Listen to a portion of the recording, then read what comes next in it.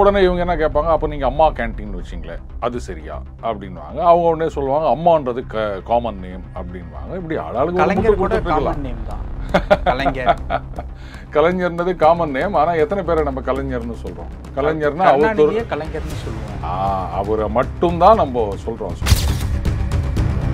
ஆட்சி நம்ம ஒழுங்காக நடத்தினோம், நம்ம திட்டங்கள் மக்களுக்கு உண்மையிலேயே பயனளிக்கின்றது அப்படின்னு சொன்னால் அதுக்கு விளம்பரம் தேவையில்லை. பூக்கடைக்கு விளம்பரம் தேவையா அப்படின்னு கேட்பாங்க. அந்த மாதிரி தான் நல்ல திட்டமாக இருந்தால் அது காலத்துக்கும் நிற்கும். இல்லைன்னா என்னதான் நீங்கள் புஷ் பண்ணாலும் அது நிற்காது. தமிழ் சிம்பிள், அவ்வளோதான். என் பணத்தை எடுத்து எனக்கே பண்ணிட்டு அதை அட்மினிஸ்ட்ரேட் பண்ணுறதுக்கு தான் 5 வருஷத்துக்கு ஒரு தடவை ஓட்டு போட்டு தேர்ந்தெடுக்கிறாங்க. அப்போ எங்கள் பணத்தை எங்களையே கொடுக்கறதுக்கு நீங்கள் உங்கள் பேரை வச்சிங்கன்னா அப்படின்னு சொன்னால் அப்போ நாங்கள் தானே பணம் கொடுக்குறோம், வரி கட்டுறோம், எங்கள் பேரையும் எல்லாரையும் வைங்க. இந்த காரணம் என்னன்னா ரொம்ப ஓவராக போகவே தான் இதெல்லாம் கோர்ட்டுக்கு போக வேண்டியதாக போயிடுச்சு. எல்லாத்துக்கும் விளம்பரம்னா அதுக்கு இந்த ஆப்பு கட்சியை பார்க்கணும். அவங்க செய்கிறாங்களோ இல்லையோ, என்ன நடக்குதோ என்னவோ தெரியாது, நாங்கள் இத்தனை ஸ்கூல் கட்டிட்டோம், இத்தனை ஆஸ்பத்திரி கட்டிட்டோம் அப்படின்னு டெல்லியில் அவங்க கவர்மெண்ட் வச்சுட்டு இருக்கிறாங்க. ஆனால் தமிழ்நாட்டு பத்திரிகைகளில் அட்வர்டைஸ்மெண்ட் வரும். ஏங்க நீங்கள் டெல்லியில் இப்போ நீங்கள் கேட்டிங்களே, ஒரு திட்டம் கொண்டு வரோம், அது விளம்பரம் பண்ணாதானே மக்களை போய் சேரும் அப்படின்னு. அப்படி பார்க்க போனால் இப்போ அநேகமாக அடுத்தது இன்னொரு கேஸு போவாங்கன்னு நினைக்கிறேன். இந்த கலைஞர் மகளிர் உரிமை திட்டம், அதுக்கும் இவங்க போகலாம். உங்களுடன் ஸ்டாலின், இதுதான் உங்களுடன் முதல்வர்னு சொல்லியிருக்கலாம். இப்போ இந்த மாதிரி பேர் வைக்க வேணாம், இவங்கெல்லாம் கோர்ட்டுக்கு போக வேண்டியதாக போய்.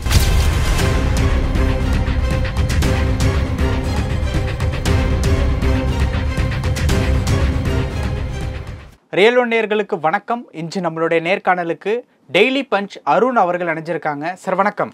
வணக்கம் தமிழ். சார், இப்போ ஒரு பிரேக்கிங் நியூஸ் வந்திருக்கு. தமிழக அரசின் திட்டங்கள் குறித்த விளம்பரங்களில் முதல்வரின் பெயர் இடம்பெறக்கூடாது, சென்னை உயர்நீதிமன்றம் உத்தரவு.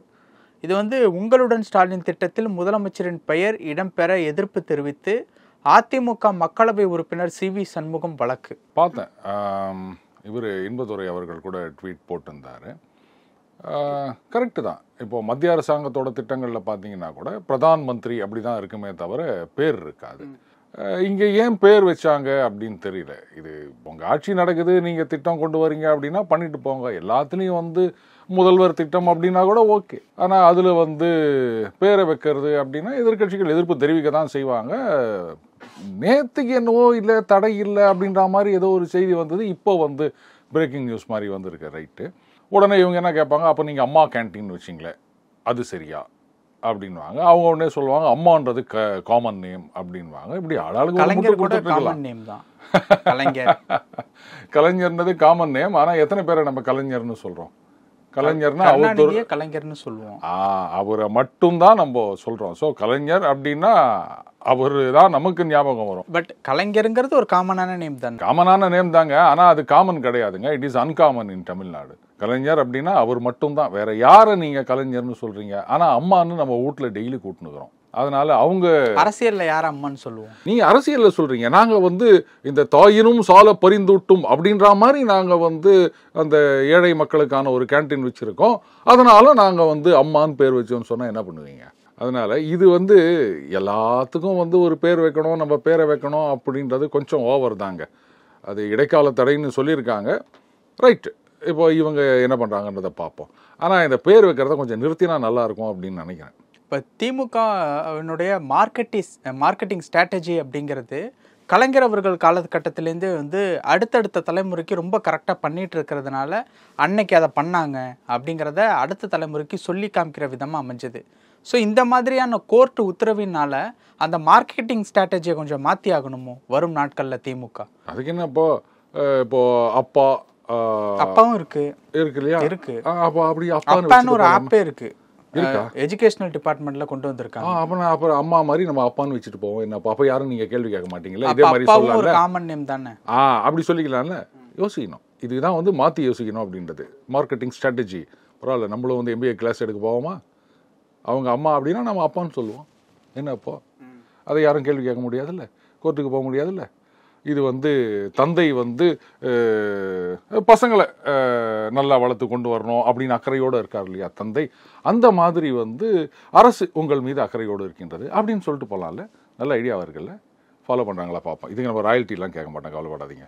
அப்போது மார்க்கெட்டிங் ஸ்ட்ராட்டஜி அப்படிங்கிறது திமுகவுக்கு ஒரு செக் வச்சுருக்காங்க அப்படிங்கிற மாதிரி எடுத்துக்கலாம். திருப்பி மார்க்கெட்டிங் ஸ்ட்ராட்டஜி அப்படின்றீங்களா? இவங்க கம்பெனி நடத்துகிறாங்களா இல்லை ஆட்சி நடத்துகிறாங்களா? இல்லை, ஆட்சி நடத்துகிறாங்க, கம்பெனி நடத்துகிறாங்களா அப்படிங்கிறத தாண்டி அவங்க திட்டங்கள் கொண்டு வர்றாங்கல்ல, அது ஒரு கவரக்கூடிய ஒரு திட்டமாக தானே இருக்குது. அப்படிங்கிறப்ப அந்த இடத்துல மார்க்கெட்டிங் ஸ்ட்ராட்டஜி அப்படிங்கிற ஒரு வார்த்தையை யூஸ் பண்ணி தானே ஆட்சி நடத்தும் பொழுது உங்களுடைய திட்டங்கள்லாம் வந்து நல்லா இருந்ததுன்னு சொன்னால் அதுக்கு வந்து நீங்கள் மார்க்கெட் பண்ண வேண்டிய அவசியமே கிடையாது. இப்போது கர்ம வீரர் காமராஜர் ஐயா அவர்கள் வந்து மதிய உணவு திட்டம்னு கொண்டு வந்தாருங்க. அதுக்கப்புறம் எம்ஜிஆர் அவர்கள் வந்து சத்துணவு திட்டம்னு கொண்டு வந்தார்.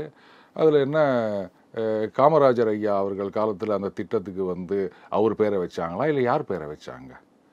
ஆனாலும் இன்னி வரைக்கும் நம்ம சொல்லிட்டு இருக்கிறோம்ல, எத்தனை வருஷம் ஆச்சு அது, இன்னி வரைக்கும் நம்ம சொல்லிட்டு இருக்கோம்ல. அதே மாதிரி காலை உணவு திட்டமா நீங்க வந்து அந்த பேர் வைக்கணும்னு அவசியம் கிடையாது. அந்த திட்டம் வந்து மக்களை ரீச் ஆச்சு, மக்களுக்கு வந்து பயனுடையதா இருக்குது அப்படின்னு சொன்னா தலைமுறையாக அதை ஞாபகம் வச்சுட்டு இருப்பாங்க. அது பயன் இல்லை அப்படின்னு சொன்னால் நீங்கள் என்ன பேர் வச்சாலும் அதை ஞாபகம் வச்சுக்க மாட்டாங்க. இவ்வளோதான். ஸோ இதுக்கு பெரிய ஸ்ட்ராட்டஜிலாம் தேவையில்லை, மார்க்கெட் பண்ண வேண்டிய அவசியமே கிடையாது. ப்ராடக்ட் நல்லா இருந்தது அப்படின்னு சொன்னால் அது காலத்துக்கும் நிற்கும். நல்லா இல்லைன்னு சொன்னால் என்ன விளம்பரம் பண்ணாலும் அது நிற்காது. ஒரே ஒரு உதாரணம் சொல்லுவா, அந்த டியோடரண்ட் சோப் அப்படின்னு சொல்லுவாங்க. இன்றைக்கும் பார்த்தீங்கன்னா இந்தியாவில் அந்த டியோடரண்ட் சோப்புனா அந்த ஓல்டு சிந்தால்னு சொல்லுவோம் இல்லையா, சிவப்பு கலரில் வரும் பாருங்கள், ரொம்ப வருஷமாக அதே பேக்கேஜிங்கில் தான் வந்து இருக்குதுங்க. அதுதான் வந்து அந்த டியோட்ரண்ட் சோப்பில் மார்க்கெட் லீடர். வேற ஒரு டியோட்ரண்ட் சோப்பு நீங்கள் சொல்லுங்கள் பார்க்கலாம். இதை விட பயங்கர அட்வர்டைஸ்மெண்ட்டோட அப்போ இருந்த ஒரு இந்தி நடிகையை வந்து பிராண்ட் அம்பாசிடராக வச்சு ஒரு இல்லை இது வந்து பூஜா பட் அவங்கள வச்சு ஒரு விளம்பரம்லாம் போட்டு ஒரு சோப்பு, டியோட்ரண்ட் சோப்பு வந்தது. நல்லா தான் இருந்தது அந்த சோப்பு. ஆனால் என்னவோ தெரியல, ஒரு வருஷம் கூட மார்க்கெட்டில் இல்லை. ஸோ இன்னி வரைக்கும் மார்க்கெட் லீடர்னால் அது சிந்தால் தான். என்ன விளம்பரம் பண்ணுறாங்க அந்த சிந்தாலுக்கு? அந்த மாதிரி தான். ஸோ ப்ராடக்ட் நல்லா இருந்தது அப்படின்னு சொன்னால், அவங்க திட்டம் நல்லா இருந்தது அப்படின்னு சொன்னால் காலத்துக்கு சிந்தாலே வந்து எல்லோ கலர் கவர்லலாம் வர ஆரம்பிச்சிருச்சு. அது டிஃப்ரெண்ட் பிராண்டில் இருக்குது. இப்போ நமக்கு அந்த மார்க்கெட்டிங் நம்ம போக வேண்டாம். ஆட்சி நம்ம ஒழுங்காக நடத்தினோம், நம்ம திட்டங்கள் வந்து மக்களுக்கு உண்மையிலேயே பயனளிக்கின்றது அப்படின்னு சொன்னால் அதுக்கு விளம்பரம் தேவையில்லை. பூக்கடைக்கு விளம்பரம் தேவையா அப்படின்னு கேட்பாங்க. அந்த மாதிரி தான். நல்ல திட்டமாக இருந்தால் அது வந்து காலத்துக்கும் நிற்கும். இல்லைன்னா என்னதான் நீங்கள் புஷ் பண்ணாலும் அது நிற்காது. தமிழ் சிம்பிள், அவ்வளோதான். இப்போ நல்ல திட்டங்களுக்கு பூக்கடைக்கு விளம்பரம் தேவையில்லை அப்படின்னு சொல்கிறீங்கல்ல, திட்டங்கள் எதுவாக இருந்தாலும் அதை வந்து விளம்பரம் பண்ணாதானே இன்னும் 4 பேருக்கு வந்து தெரியும். இல்லை, எனக்கு ஒன்று புரியல.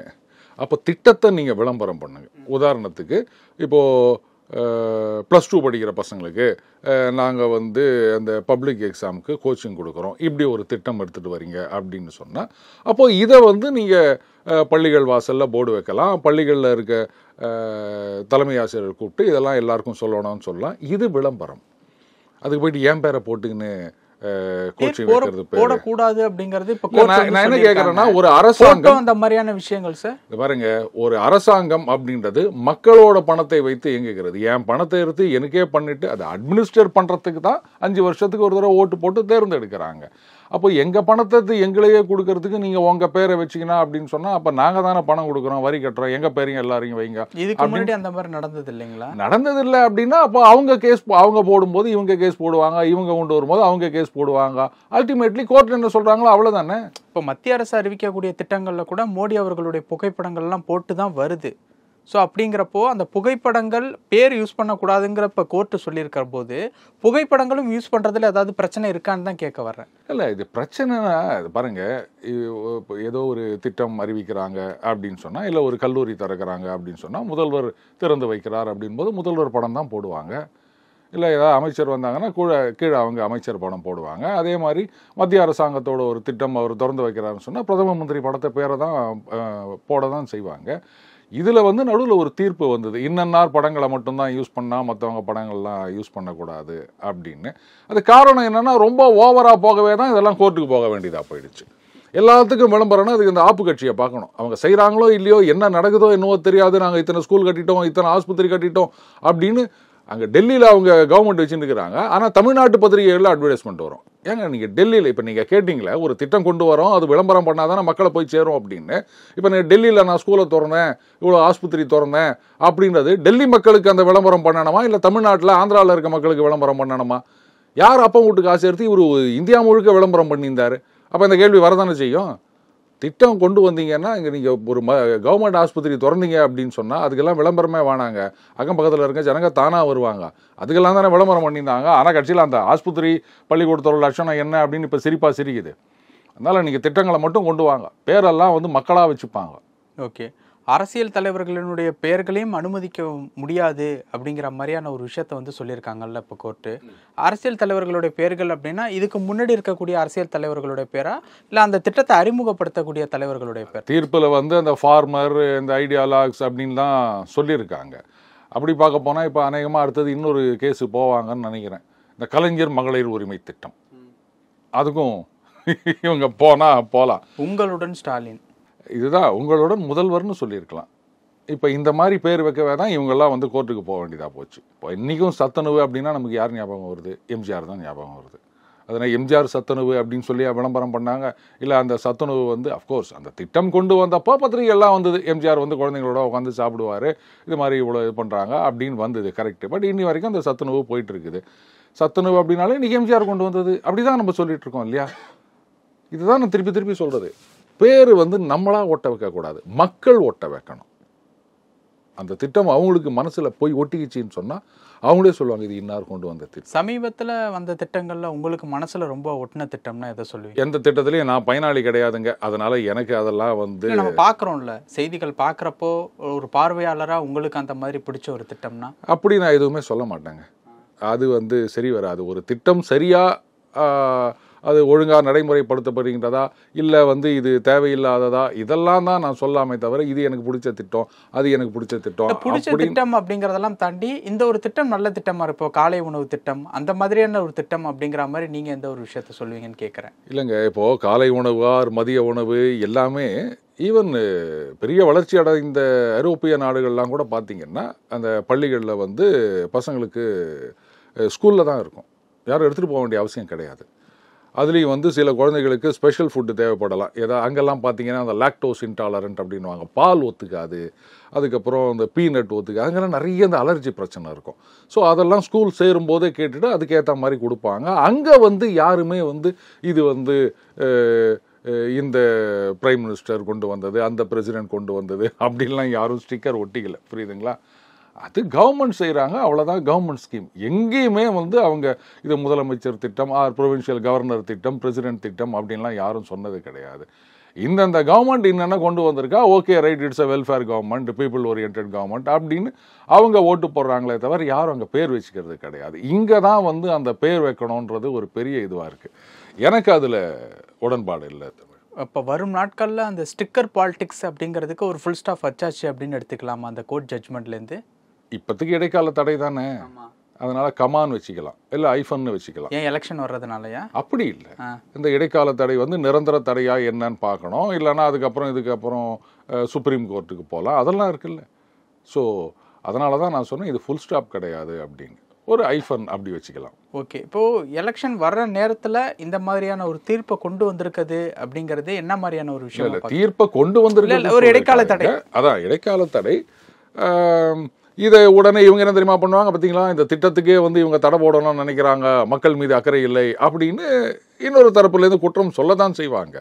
பட் இவங்க அதை எக்ஸ்பிளைன் பண்ணணும். அது பாருங்கள், திட்டத்துக்கு நாங்கள் தடை கேட்கல, அது எல்லாத்துக்கும் பேர் வைக்காதீங்க, யாரோட போனோம் அப்படின்னு சரியாக எடுத்து செல்ல வேண்டியது கோர்ட்டில் கேஸ் போட்டவங்களோட கடமை. இல்லாட்டா இந்த மாதிரி குற்றச்சாட்டுகள் அது பாட்டுக்கு சரமாரியாக வந்துட்டு தான் இருக்கும்.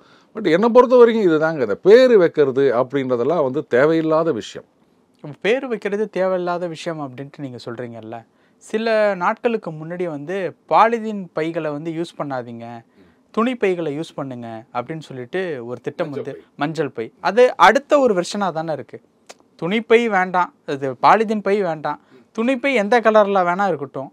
அதில் திமுக ஆட்சியில் இருக்கும்போது மஞ்சள் பை அப்படின்ற ஒரு கலரில் கொடுக்கறது அப்படிங்கிறது இப்போ திட்டத்துக்கு பேர் வைக்கிறாங்க இல்லை, இந்த மாதிரியான ஒரு விஷயம் இல்லாமல் அது ஒரு அடுத்த வெர்ஷனாக தானே இருக்குது. சரி, இப்போ நீங்கள் கேட்குறது எனக்கு புரியுது. பட்டு மஞ்சளை ஏன் நீங்கள் திமுகவோட ஐடென்டிஃபை பண்ணுறீங்க? ஒரு கலைஞர் அவர்கள் போட்டிருந்த துண்டு. Very good. ஆனால் நான் இதுக்கு இன்னொரு விளக்கம் சொல்லவா? நீங்கள் நிறைய சினிமாவில் பார்த்துருக்கலாம், வண்டாம் பாடுறா கொட்டாம்பட்டியிலேருந்து மஞ்சா பை தூக்கினு அப்படின்வாங்க. ஸோ கிராமத்துலேருந்து ஒருத்தர் வராங்க அப்படின்னு சொன்னால் அவங்களுடைய அடையாளமாக இன்னி வரைக்கும் சினிமாவில் காட்டப்படுவது ஒரு மஞ்சப்பை தான். அந்த பாரம்பரியத்துக்கு திரும்புகிறோம் அப்படின்றதுனால அந்த மஞ்சப்பை வழக்கமாக அந்த பெருங்காயம் இல்லை சில துணி சோப்பு அதெல்லாம் வந்து பல்காக வாங்கும்போது கடைகளில் அந்த பை கொடுப்பாங்க. அது பெரும்பாலும் மஞ்சள் கலரில் இருக்கும். அதுக்கு காரணம் என்ன அப்படின்னா, இது உலகளாவிய அளவில் ஒரு பெரிய ஒரு ரிசர்ச்சில் கண்டுபிடிச்ச விஷயம். நீங்கள் பல கலர் காம்பினேஷன் வச்சுக்கோங்க, எது வந்து டக்குன்னு நம்மளுடைய கண்ணை கவர்கின்றது அப்படின்னா, இல்ல சிவப்புன்றது டேஞ்சருக்காக வச்சிருக்காங்க, அது வந்து ரொம்ப தூரத்துல இருந்தும் தெரியும் அப்படின்றதுக்காக இல்ல. மஞ்சள் பேக்ரவுண்ட்ல கருப்பு எழுத்துக்கள், இதுதான் வந்து நீங்க பல கலர் காம்பினேஷன் வச்சிருந்தாலும் டக்குன்னு. அதனால தான் நீங்க ரயில்வே ஸ்டேஷன்ல எல்லாம் பாத்தீங்கன்னா அந்த நேம் போர்டுன்றது மஞ்சள் பேக்ரவுண்ட்ல கருப்புல இருக்கும். அதுக்கு தான் அது காரணம். ஸோ அதனால தான் அந்த காலத்தில் பெரும்பாலும் அந்த மஞ்சப்பை கொடுத்துருந்தாங்க. அது கிராமத்தில் மட்டும்தான் யூஸ் பண்ணிட்டு இருக்காங்க அப்படின்றதுனால மஞ்சப்பை எடுத்துகிட்டு வந்தாலும் இங்கேயும் நாமெல்லாம் வந்து இங்கேயே பிறந்து வளர்த்துவாங்க. நீங்கள் ஒரு துணிப்பை எடுத்துகிட்டு போங்க கடைக்கு, இறங்க பார்ப்பான், என்ன பட்டி காட்டானா அப்படின்வாங்க. நாம் வந்து இந்த இயற்கையை காப்பாற்றணும், பூமியை நாசம் பண்ணக்கூடாது அப்படின்றதுக்காக பை எடுத்துகிட்டு போகிறோம். ஆனால் அதை நக்கலாக பேசுவாங்க. ஸோ மஞ்சப்பைன்னு பேர் வச்சது தப்பு கிடையாதுங்க. நான் கூட வந்து இங்கே அந்த செம்மொழி பூங்கா இருக்கு இல்லையா, அது பக்கத்தில் வந்து அந்த தோட்டக்கலைத்துறையோட அந்த காய்கறி விற்பனை இது இருக்குது. அங்கே வந்து அந்த ஆர்கானிக் காய்கறிகள் நிறைய விற்கிறாங்க. அங்கே அந்த மெஷின் வச்சுருக்காங்க. நான் அந்த பக்கம் போகும்போதெல்லாம் ஒரு 10 ரூபா காயின் எடுத்துகிட்டு போயிட்டு ஒரு 4-5 போட்டு அந்த பை எடுத்துகிட்டு வர நல்லா இருக்குது பை. அதில் வந்து படங்கடெல்லாம் போடல, வெறும் வந்து இந்த மாதிரி இயற்கையை காப்பாற்றுவோம் மஞ்சப்பை திட்டம் அப்படி தான் போட்டிருக்கே தவிர அதனால் பையும் நல்லா இருக்குது. 10 ரூபா. என்ன கேட்டால் எல்லாருமே அதை வாங்கிக்கலாம் அப்படின்னு நினைக்கிறேன். ஓகே, நீங்கள் வாங்கிட்டீங்களா? நான் வாங்கியிருக்கேன், நிறைய வச்சுருக்கேன். சரி, ஓகே. இப்போ இந்த மஞ்சள் கலர் அப்படிங்கிறதுக்கு ஒரு விஷயம் சொன்னீங்கல்ல, இப்போ ஏடிஎம்கேவினுடைய ஆட்சி காலகட்டத்தில் அவங்க செயல்படுத்தின திட்டங்கள் பல இதுவும் கிரீன்ல தான் இருக்கு. இவங்க மஞ்சள், அவங்க கிரீன், இரட்டலை கிரீன். ஸோ எப்படி புரிஞ்சுக்கிறது அப்படிங்கிறது. இப்போ நீங்கள் வெஸ்ட் பெங்கால் போனீங்கன்னா அந்த திரிணாமுல் காங்கிரஸ் அங்கே வந்து ப்ரிடாமினன்ட்லி எல்லா இடத்துலையும் அதை ஒரு நீல கலர் வச்சு வைப்பாங்களா? ஆமாம், நீல கலர் தான் அவங்களுக்கு. அவங்க ஆட்சி காலத்தில் எல்லாத்தையுமே வந்து நீளமாக மாற்றி வச்சுருந்தாங்க அப்படின்னு சொல்லுவாங்க. எங்க கலருக்கெல்லாமாங்க நீங்க கட்சி இது பண்றது? அதுல ஒரு உள்நோக்கம் இருக்கு அப்படிங்கறத பாருங்க. கலர் எது ஒண்ணா இருந்துட்டு போட்டோம், பை நல்லா இருக்குதா அவ்வளவுதானே முக்கியம். அதாங்க அல்டிமேட்லி எனக்கு வேணும். இல்லை நீங்கள் மஞ்சள் கலர் அடிச்சா அது நல்லா இருக்காது, இல்லை நீல கலர் அடிச்சா நல்லா இருக்கும் அப்படின்னா அந்த ஆர்கியூமெண்ட். எந்த கலரில் இருந்தாலும் வந்து நல்லா இருக்க போகுது, அவ்வளோதான். ரெண்டு மஞ்சா பைன்னு சொல்கிறோமே தவிர அந்த 10 ரூபா போட்டு வர பை மஞ்சள் கலர் கிடையாது. அது ஒரு மாதிரி ஒரு ஆஃப் ஒயிட்டில் தான் இருக்குது. அது பேர் மஞ்சப்பை, அதுக்கு இது காரணம். ஏன்னா எல்லாத்துக்குமே நம்ம குறை சொல்லிட்டு இருக்கக்கூடாது, பேர் வைக்கக்கூடாதுன்னு சொன்னோன்னே தவிர இந்த கலர் இந்த ஐடென்டிட்டி அதை நான் குறை சொல்லலை. ஆனால் எல்லாத்துக்கும் வந்து இப்போ பேர் வைக்கக்கூடாது, அரசியல் தலைவர்களுடைய புகைப்படங்கள் யூஸ் பண்ணக்கூடாது. ஸோ இதனுடைய அடுத்த வெர்ஷன் இந்த கலராக இருக்க வாய்ப்பு இருக்கா அப்படிங்கிறதுனால தான் அதை கேட்க. இல்லை கலருக்கு அதெல்லாம் கிடையாது. நீங்கள் ஒரு காலத்தில் பார்த்தீங்கன்னா காங்கிரஸ் ஆட்சியில் இருந்த வரைக்கும் எல்லா இடத்துலையும் வந்து நேரு அவர்கள் பேர் இருக்கும், இந்திரா காந்தி அவர்கள் பேர், இப்படி தான். மகாத்மா காந்தி பேர் ஆரம்ப காலத்தில் வச்சுருந்தாங்க. அதுக்கப்புறம் இந்த நேரு, இந்த ராஜீவ் காந்தி, இப்படித்தான் எல்லாத்துலேயும் பேர் வைக்க ஆரம்பித்தாங்க. ஒரு காலகட்டத்தில் அது சலிச்சு போக ஆரம்பிச்சிடுச்சுங்க. ஜனங்களுக்கே வந்து கடுப்பாயிரம், எங்கே பார்த்தாலும் இந்த பேர் தான் இருக்குது அப்படின்னு. ஸோ அது வந்து தவிர்க்கப்பட வேண்டியது. நல்லா கொண்டு வாங்க, ஜனங்களே உங்கள் பேர் அதுக்கு ஒட்ட வச்சுருவாங்க. என்ன பேர்? அதான் நீங்கள் திட்டத்தை கொண்டு வந்தீங்கன்னா யார் கொண்டு வந்தாங்களோ அவங்க பேர் அதை ஒட்ட வச்சு இது இவர் கொண்டு வந்த திட்டம், இது திட்டம், இப்படி தான் சொல்லுவாங்க. பல விஷயங்கள் பகிர்ந்துக்கிட்டீங்க. நேரத்துக்கு ரொம்ப நன்றி சார். நன்றி தமிழ்.